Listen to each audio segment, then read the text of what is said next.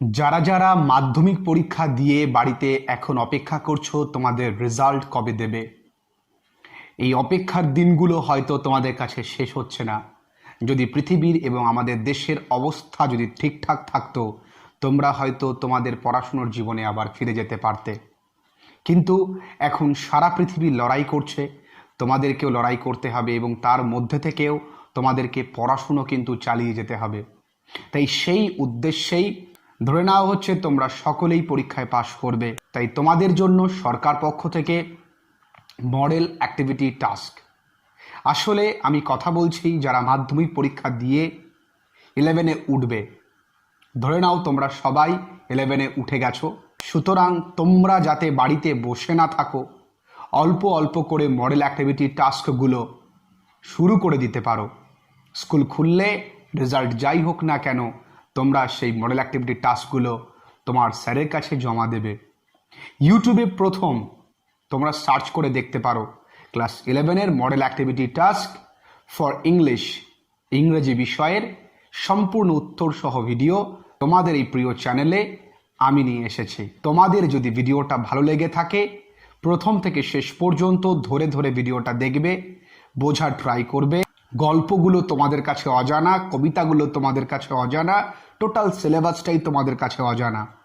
তো পুরো এই ধোঁয়াশার মধ্যেও তোমরা বাড়িতে অ্যাটলিস্ট ফর হ্যান্ডরাইটিং প্র্যাকটিস হিসেবেও তোমরা কিন্তু লিখে রাখতে পারো। এতে তোমাদের ক্ষতি তেমন কিছু হবে না। কিছু না জানার থেকে সামান্য কিছু জানা অনেক ভালো। তোমরা যারা যারা এই চ্যানেলে নতুন, তারা অবশ্যই চ্যানেলটাকে সাবস্ক্রাইব করো এবং পাশে থাকা বেল আইকনটাকে হিট করো, যাতে করে তোমরা আমার সমস্ত ভিডিওর আপডেট সাথে সাথে পেয়ে যাও।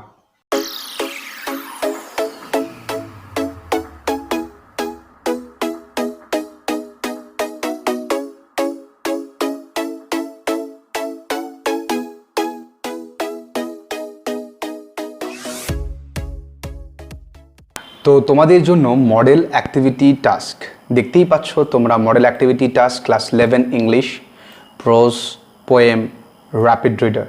তোমরা যখন ক্লাস 11-এ উঠবে তখন তোমাদেরকে দুটো বই দেওয়া হবে। একটা প্রোজ আর পোয়েমের জন্য একটা বই থাকবে এবং র্যাপিড রিডার বলে একটা বই থাকবে। সেই বইটাতে উইলিয়াম শেক্সপিয়ারের লেখা বেশ কিছু নাটক, যেগুলোকে গল্পাকারে করা হবে এবং খুব ইন্টারেস্টিং প্রত্যেকটা নাটক। এই চ্যানেলেও কিছু নাটকের বাংলা রূপ আছে। প্রত্যেকটা নাটক তোমাদের প্রত্যেকজনের ক্লাসে খুব ভালো লাগবে, তার গ্যারান্টি আমি দিচ্ছি।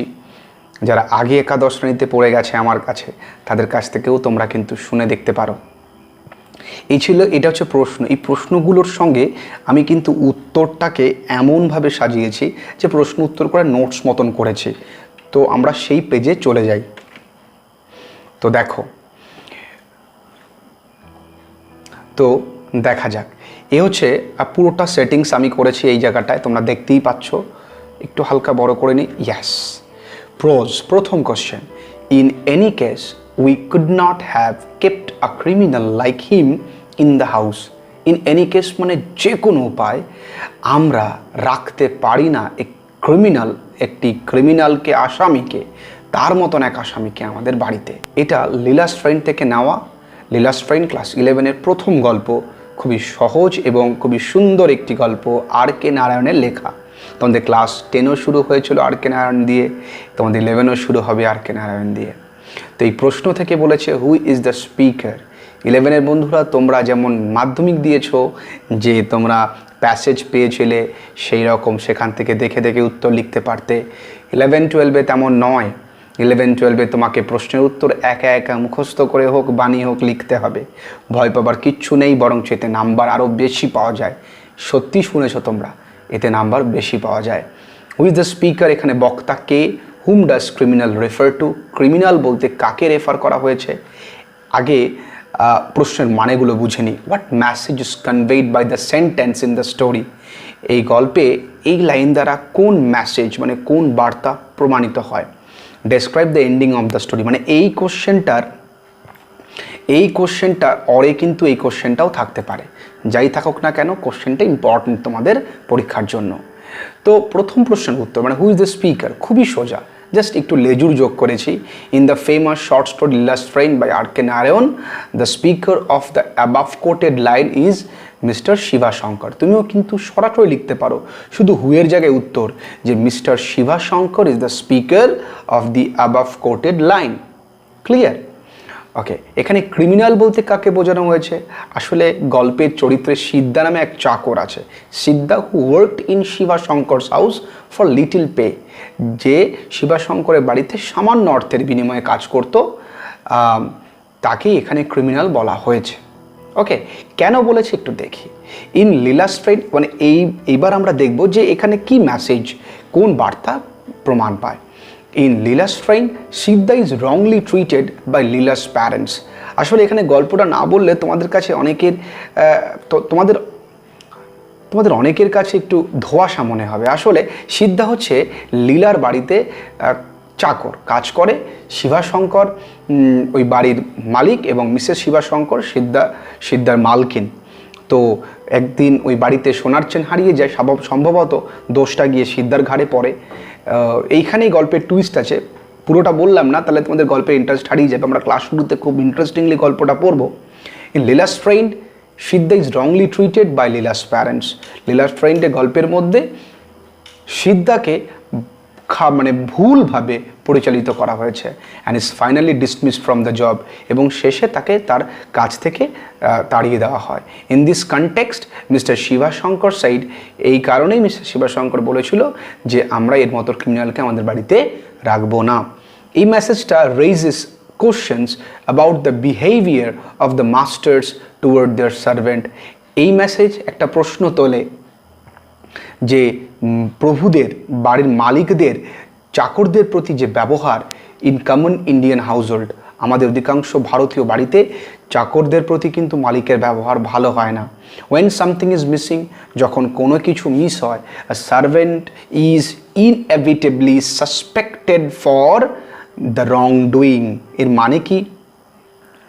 এর অর্থ হচ্ছে, দেখো, ইনএভিটেবল কথার অর্থ বিনা কারণেই বা অপরিহার্য হবেই। মানে যদি কোনো কিছু মিসিং হয়ে যায় বাড়ি থেকে, চাকরটাকেই কিন্তু সাসপেক্ট মানে সন্দেহ করা হয় ওই ভুল কাজের জন্য। Mister Sivasankar logically consider Sidda as a criminal. কোনো কিছু বিচার না করে, কোনো লজিক্যাল কারণ ছাড়া, কোনো রকম যুক্তিতর্ক ছাড়াই সিদ্ধাকে মনে করেছে ক্রিমিনাল। দো the gold chain is found in his own house, কিন্তু ওই সোনার চেনটা খুঁজে পাওয়া গেছিলো তার নিজের বাড়িতেই। লীলাই খুঁজে পেয়েছিল ট্যামারিন কৌটের মধ্যে, মানে তেঁতুলের আচারের কৌটার মধ্যে। That is why the boy like Siddha can not return to the main stream of life. জীবনের মূল স্রোতে ফিরে আসতে পারে না এই কারণেই। কারণ যে এখানে আসলে গল্পটা পড়লে বুঝতে পারবে সিদ্ধা আসলে চোর ছিল, তো সে ভালো হতেই পারে। এই কারণে সিদ্ধার মতন মানুষ কিন্তু জীবনের প্রধান স্রোতে ফিরে আসতে পারে না। ইট সিমস এটা মানে যে প্রকৃত Jewel, the real Jewel Siddha, not the gold chain. যে প্রকৃত সোনা হচ্ছে সিদ্ধা, ওই গোল্ড চেন, সোনার চেনটা নয়। Is lost in the darkness of the society, আমাদের সমাজের অন্ধকারের মধ্যে ও হারিয়ে গেছে। এ ছিল প্রথম প্রশ্নের উত্তর, তোমরা খুব সুন্দর করে লিখে নাও। সেকেন্ড প্রশ্নের উত্তরে আমরা যাব। কবিতা থেকে প্রশ্ন দিয়েছে, in the poem upon Westminster Bridge how does Wordsworth describe the different sight seen in the early morning. তো composed upon Westminster Bridge William ওয়ার্ডসওয়ার্থের লেখা খুবই জনপ্রিয় একটি কবিতা, এবং এই কবিতা থেকে তোমরা এই অ্যান্সারটা পড়লেই পরীক্ষায় 100% কমন পাচ্ছ। সুতরাং এখন বাড়িতে একটু লিখে রেখে দাও। Wordsworth the poet of nature, মানে ওয়ার্ডসওয়ার্থ ওই আপন ওয়েস্টমিনস্টার ব্রিজে তিনি লন্ডন ওয়েস্টমিনস্টার ব্রিজ থেকে খুব সকালবেলায় তিনি লন্ডন শহরটাকে দেখেছিল, এবং শহরটা দেখার পরে তার কী অনুভূতি হয়েছিল, ওই সাইট সিন মানে দৃশ্যগুলোকে ওই সকালবেলায় কেমন লেগেছে তার, সেটাই বলতে বলেছে। Wordsworth the poet of nature, Wordsworth হচ্ছে প্রকৃতি কবি। তো describe what he has seen by standing on the Westminster bridge, তিনি বর্ণনা করেছেন যে তিনি ওয়েস্টমিনস্টার ব্রিজে দাঁড়িয়ে কি দেখতে পেয়েছেন। He was looking at the calm and peaceful city in the early morning, সে তাকিয়েছিল শান্তিময় পৃথিবীটার দিকে, সে তাকিয়েছিল শান্তিময় এই শহরটার দিকে সকালবেলায়।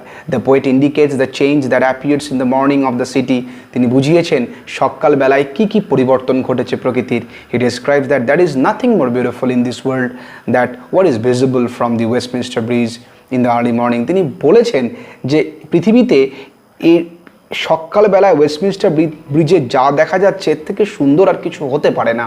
Is deeply impressed by the scene. সে অত্যন্ত মুগ্ধ এই দৃশ্য দেখে। বিং টু ইমপ্রেসড, অত্যন্ত মুগ্ধ হওয়ার ফলে the poet wants every passer by should enjoy the scene. কবি চায় যে প্রত্যেক পথিকরা যেন এই দৃশ্যটাকে এনজয় করে। এরপরে কবিতার line, earth has not anything to show more fair, dull would be of soul who could pass by. পৃথিবীর এর থেকে সুন্দর কিছু আর দেখানোর নেই, সেই ব্যক্তিটা বোকা যে ব্যক্তিটা এটা না দেখে এগিয়ে যাবে। The poet describes the city looks like wearing a garment of beauty. আমরা নিজেকে সুন্দর করার জন্য পোশাক পরিচ্ছদ পরে থাকি, এই প্রকৃতিও সুন্দর হওয়ার জন্য এক সুন্দরতার পোশাক পরেছে। In the early morning the mild light covers the sleeping city. শহরে সবাই ঘুমোচ্ছে, যেন শহরটাকে স্লিপিং সিটি বলছে। এটা একটা মেটাফোর। তোমরা বুঝবে ফিগার অফ স্পিচ যখন পড়বে বড় হয়ে, তখন বুঝবে মেটাফোর কি, অ্যান্টিফোলাস কি, সিনেকডিকি কি, অনেক কিছু আছে। তো in the early morning the mild light মানে মৃদুমন্দ যে একটা সুন্দর হালকা আলো, সে কী করেছে, শহরটাকে পুরো আলোকিত করছে। But the beauty is changeable win the work of the day will begin. কিন্তু সুন্দরতা সবসময় পরিবর্তনশীল। যখন দিনের কাজ শুরু হবে তখন কি হবে, আবার তার সুন্দরতা কিন্তু হারিয়ে যাবে। The morning is so silent and bare in its majesty. সকালটা অত্যন্ত সুন্দর তার আপন নিয়মেই। এরপর আরেকটা কবিতার লাইন দিয়েছি, as the nature is pollution free at that time. প্রকৃতি যেহেতু দূষণহীন, সুতরাং it is possible to see all the things clearly and feel the nature. সম্ভব সমস্ত কিছুকে পরিষ্কার পরিচ্ছন্ন দেখা। All the structure of the city, structure of the city stand still upon the sky. আকাশের খোলা আকাশের নিচে দাঁড়িয়ে আছে লম্বা লম্বা ইমারতগুলো। The sun had risen so beautiful and glitter everything. সূর্য উদয় হয়েছে এবং সমস্ত কিছুকে ঝলমল করে আলোকিত করে দিচ্ছে। We see that Wordsworth has presented himself as a realist. তিনি নিজেকে বাস্তববাদী হিসেবে এখানে প্রতিস্থাপিত করেছে। He is too sad to realise that people can not enjoy the beauty of the nature shown in the early morning. তার এটা ভেবে খুব কষ্ট লাগছে যে সব মানুষগুলো এত সুন্দর প্রকৃতির দৃশ্য দেখতে পাচ্ছে না। He knows it will be destroyed by pollution with the progress of the day. সে জানে যে প্রকৃতি এই সুন্দরতাটা দিনের শুরুর সাথে সাথে নষ্ট হয়ে যাবে। At the same time he makes us understand that the nature is more beautiful than anything. এর সাথে সাথে তিনি আমাদেরকে বুঝিয়েছে যে প্রকৃতির মতো সুন্দর আর কিছু হয় না। এ ছিল দ্বিতীয় প্রশ্নের উত্তর। তোমরা স্ক্রিনশট মেরে লিখে নিতে পারো। তো এর পরবর্তী প্রশ্ন র্যাপিড রিডার থেকে। র্যাপিড রিডার কি আমি আগেই বলেছি। প্রথম প্রশ্ন, write the significance of the title in Comedy of Errors. Comedy of এরর্সের যে টাইটেল সেটা বলতে বলেছে, এর মানে নামকরণের যথার্থতা। The story of this comedy is really an enjoyable one where husband was sent to the prison by his wife. এটা সত্যি একটি মজার গল্প যেখানে স্বামীকে তার নিজের স্ত্রী জেলে পাঠিয়ে দিয়েছে। Twin brothers Antipholus and twin servants Dromio created utter confusion and funny incidents one after another. আসলে এরা দুজন যমজ ছিল, অ্যান্টিফোলাসও যমন, ওখানে ওদের চাকরও ড্রোমিও যমজ। এরাই কিন্তু আসলে কনফিউশন তৈরি করেছে এবং মজার ঘটনা তৈরি করেছে।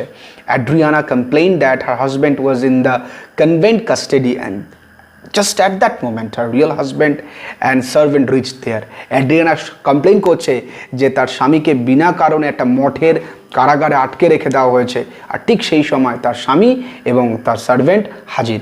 Antipholus complained that he had been imprisoned for the false allegation of madness. Antipholus অভিযোগ জানিয়েছে তাকে বিনা কারণে পাগলের দোষ দিয়ে তাকে জেলে ভরে দেওয়া হয়েছে। Actually Adriana could not recognize who her husband was really, as both the brother were looking same as well as their twin servants. কারণ অ্যান্টিফোলাস বুঝতে পারছে না দুই ভাইকে একই রকম দেখতে, দুটো চাকরকে একই রকম দেখতে। Comedy runs through the whole story. পুরো গল্পটা আমরা যখন তোমাদেরকে পুরো গল্পটা পড়াবো তোমরা হাসতে হাসতে পাগল হয়ে যাবে। তো গল্পটা এতটাই মজার। Comedy runs through the whole story. পুরো গল্পের মধ্যে শুধু কমেডি কমেডি কমেডি, এবং প্রত্যেক কমেডির ক্ষেত্রে ক্যারেক্টার্সের জন্য এরর অকার, কিছু ভুল আসে। So the title of the story is significant one. সুতরাং সত্যি গল্পের টাইটেলটা যথার্থ। তো পরবর্তী প্রশ্ন, Why was the adversity of the forest of Arden preferred to the courtier's life? Adversity কিভাবে প্রেফার করেছে, মানে এটা অ্যাজ ইউ লাইক ইট থেকে নেওয়া, বনের জীবনটাকেই কেন রাজা ওল্ড ডিউক প্রেফার করেছিলেন? Old duke is banish to the forest of Arden by his brother Duke Friedrich.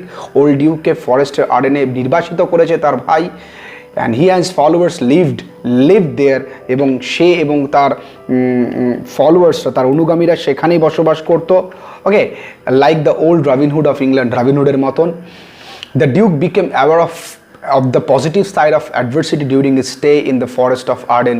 তিনি বিপদ থেকে যে আমরা সবসময় শিখতে পারি, সেটা কিন্তু আমরা যখন বিপদে পড়ি always try to learn something from that, because এটা কথায় আছে যে adversity presents opportunity for introspection. Class 12 তোমরা বুঝতে পারবে, বিপদে পড়লেই কিন্তু আমরা নিজের মনের দিকে তাকাই। He compared his life in the forest to the precious jewels that the ugly and poisonous toad wear in its forehead. তিনি বলেছেন তার বন্য জীবনটা অনেক বেশি ভালো, তার মনে হচ্ছিল এই অলঙ্কারগুলো যেন ব্যাঙের গলায় যেমন মুক্তোর মালা, ঠিক তেমনটাই। The duke drew useful moral from everything he saw in the forest. তিনি বন থেকে শেখার চেষ্টা করেছিলেন। Forest of Arden as preferred because there are no deception or unkindness. Deceptions কথার অর্থ ছল চাতুরি, বনের মধ্যে কোনো ছল চাতুরি নেই। আমাদের সংসারের মধ্যে কি আছে? ছল চাতুরি আছে, হ্যাঁ, আমাদের নিষ্ঠুরতা রয়েছে। বনের মধ্যে কিছু নেই, সহজ সরল জীবনযাপন। The duke and his followers got rid of intrigues মানে চক্রান্ত, মানে এগুলো লিখে নাও। কোর্টলি লাইফের যে চক্রান্ত, রাজকীয় জীবনে চক্রান্ত, হয়তো বিলাসিতা আছে কিন্তু সরলতা নেই। The pastoral setting of the forest enrich there mind. ওই বন্য জীবনটা তাদের মনটাকে খুব ভীষণভাবে আলোকিত করেছিল। প্রত্যেকে ভিডিওটা দেখেছো, সুতরাং তোমাদের নিশ্চয়ই ভালো লেগেছে। সমস্তটা লিখে নাও এবং প্রত্যেকের সাথে শেয়ার করে জানিয়ে দাও যে তোমাদের কতটা ভালো লেগেছে। তোমরা নিচে কমেন্ট করবে, তোমাদের কমেন্টই আমার মনোবল বাড়াবে, এবং অবশ্যই লাইকস করে দিও। খুব ভালো থেকো সবাই। পুরো ভিডিওটা দেখার জন্য এতক্ষণ ধরে ধন্যবাদ।